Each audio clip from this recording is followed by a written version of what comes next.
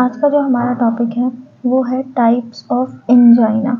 ठीक है, हमने प्रीवियस जो टॉपिक था हमारा वो था इंट्रोडक्शन पोर्शन। आज जो हम ले रहे हैं वो है हमारा टाइप्स ऑफ एंजाइना पेक्टोरिस।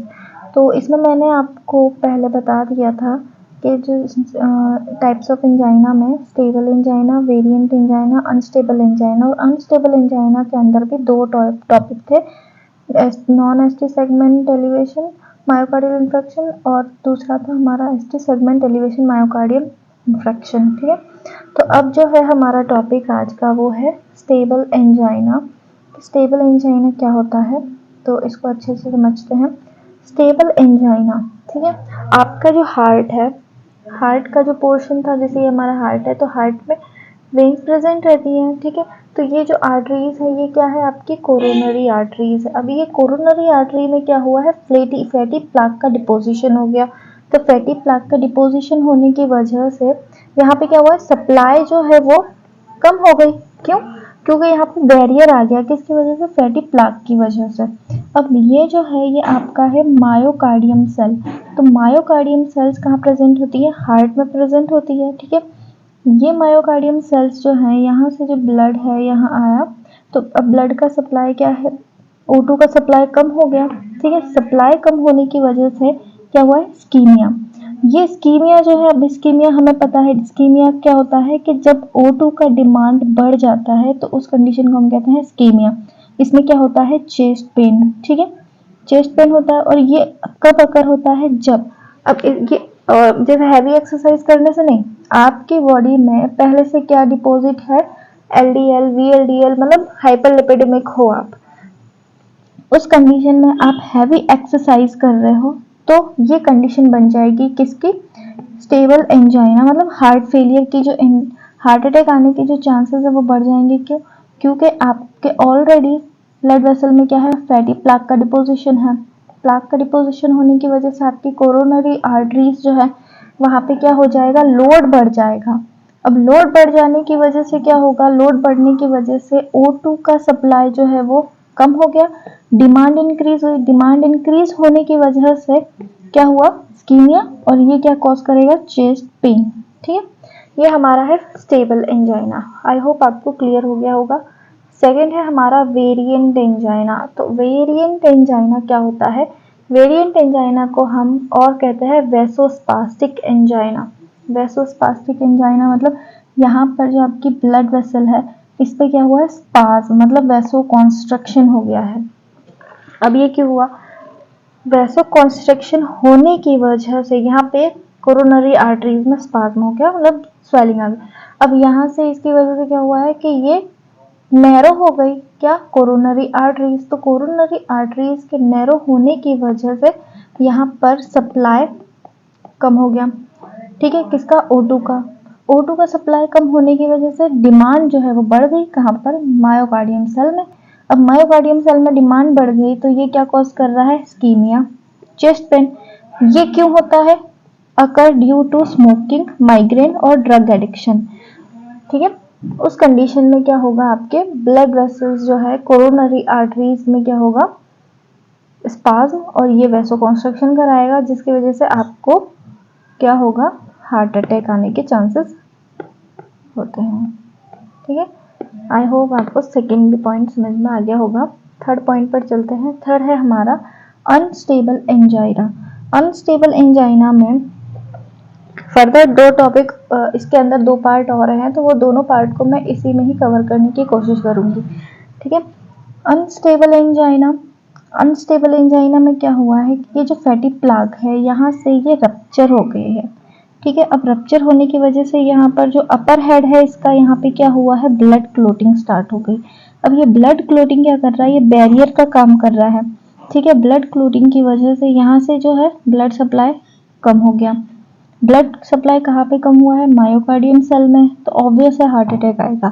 ठीक है, ये तो था अनस्टेबल एंजाइना। अब जो इसके अंदर दो पॉइंट है हमारे, इसमें जो हमारे दो पॉइंट है, एक फर्स्ट और सेकंड, ये दोनों पॉइंट है। जैसे आपका फर्स्ट है इसके अंदर non ST segment, non ST segment myocardial infarction, और एक है एसटी सेगमेंट मायोकार्डियल इंफ्रैक्शन। इन दोनों में डिफरेंस क्या है?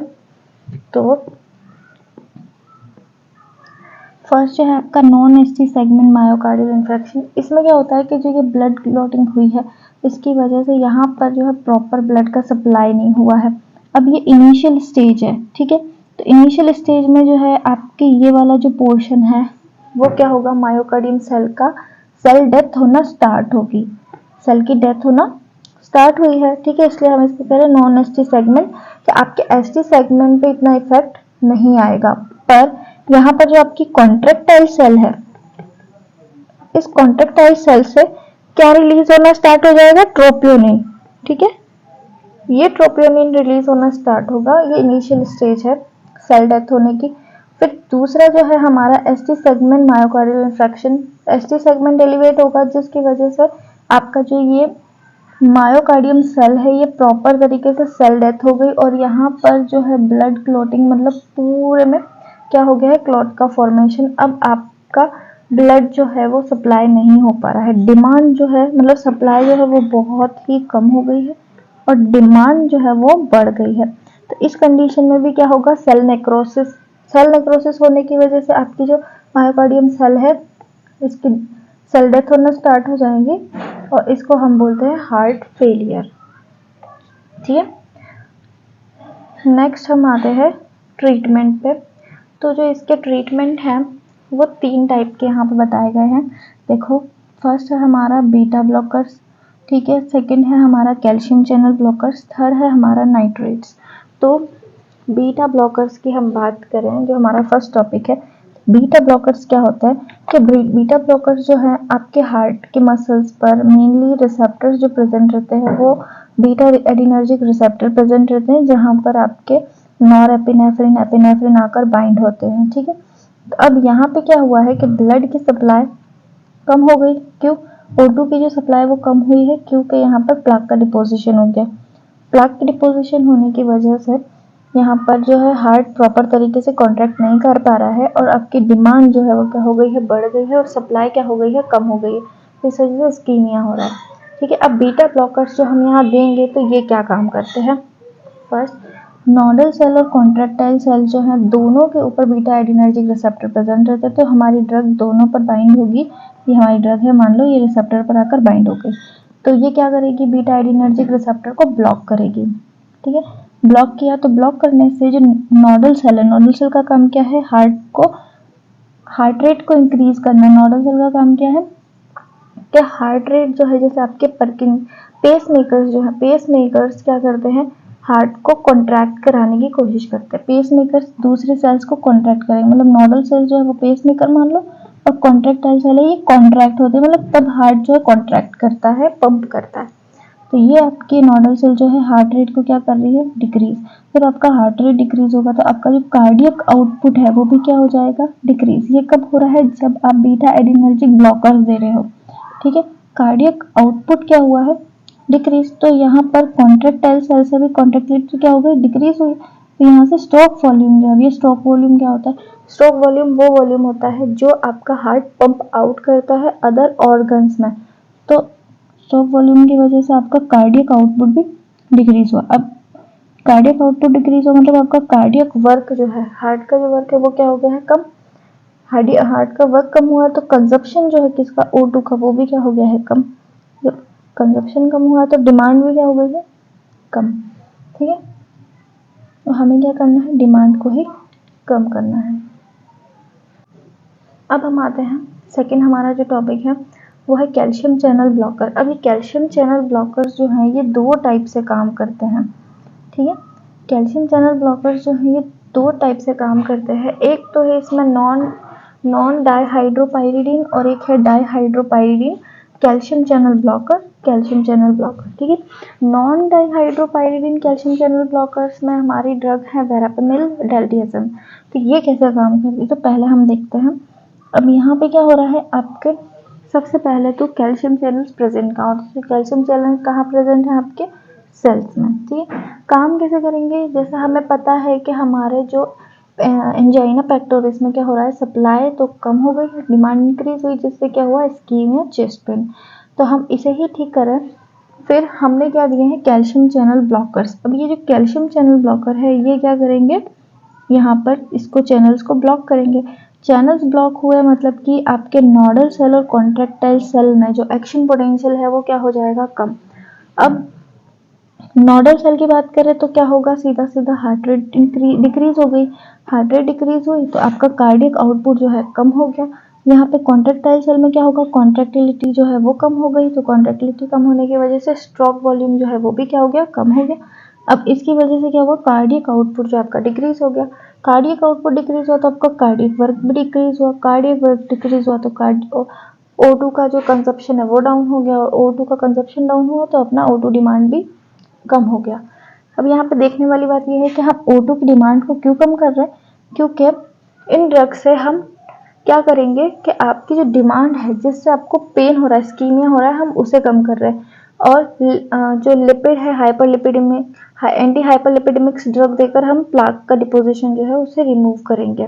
ठीक है, इसीलिए कॉम्बिनेशन में ड्रग दी जाती है। फिर आते हैं सेकंड जो है हमारा डाइहाइड्रोपाइरिडिन कैल्शियम चैनल ब्लॉकर। ये कैसे काम करेंगे, तो इसमें एमिलोडिपिन, निफेडिपिन जो है ये हमारी ड्रग है। ये आपका हार्ट है, हार्ट में यहाँ पे मसल्स दिख रही है, ये आपके ब्लड वेसल्स, यहाँ से हमने टीएस किया है। एक तो हमने लिया है यहाँ पे आर्ट्रियल स्मूथ मसल सेल, और दूसरा हमने यहाँ हार्ट के मसल से लिया है। ठीक है, ये सेम आपका ब्लड वेसल हो गया, ये आपकी मायोकार्डियम सेल हो गई। ठीक है, यहाँ पे क्या हुआ है, वेसोस्पाज्म मतलब वेसो कंस्ट्रक्शन हुआ। अब कंस्ट्रक्शन होने की वजह से ब्लड वेसल क्या हो गई है, नैरो।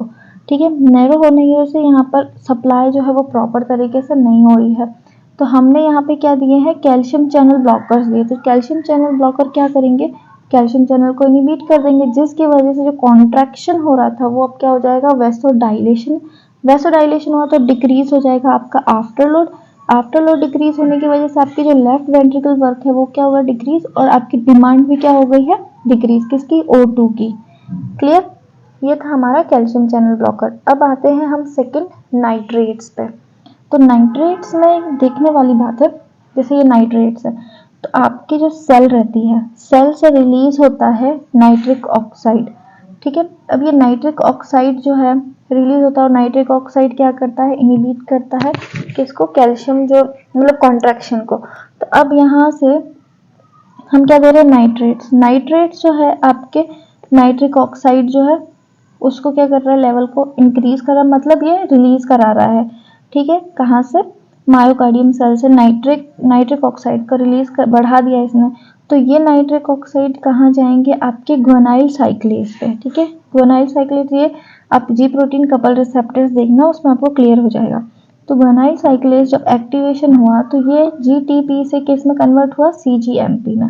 अब सीजीएमपी से यहाँ पर प्रोटीन काइनेज जी बना, क्योंकि हम ग्वेनाइल साइक्लेज की बात कर रहे हैं। इसी जगह एडिनाइल साइक्लेज होता तो यहाँ पे प्रोटीन काइनेज ए बनता। ठीक है, प्रोटीन काइनेज जी ये किस में कन्वर्ट हुआ, MLCP। यहाँ पे मैंने इसकी फुल फॉर्म लिखी है, मायोसिन लाइट चेन फॉस्फेट। ठीक है, फॉस्फेटेज। ये क्या करता है, ये जो एक एंजाइम रिलीज होता है आपका फॉस्फोराइलेशन, ये क्या करता है, ये एंजाइम जो है आगे जाकर जो काम है उसे इंक्रीज करता है। तो यहाँ पे इसका काम क्या है, ये यहाँ से इनहिबिट कर रहा है किसको, स्मूथ मसल्स कॉन्ट्रैक्शन को क्या कर रहा है, इनहिबिट कर रहा है। तो इसके इनहिबिशन से क्या होगा, कॉन्ट्रैक्शन नहीं होगा। ठीक है, तो आप यहाँ पे देखिए coronary artery smooth muscle cells में क्या हुआ है, डिक्रीज हो गया क्या, स्मूथ मसल कॉन्ट्रैक्शन, जिसकी वजह से क्या हुआ है, वेसोडाइलेशन। वेसोडाइलेशन क्या करेगा, इंप्रूव करेगा किसको, O2 की सप्लाई को। अब यहाँ पे जब O2 की सप्लाई इंप्रूव होगी तो आपकी जो डिमांड है वो क्या हो जाएगी, कम। ठीक है, किसकी, O2 की।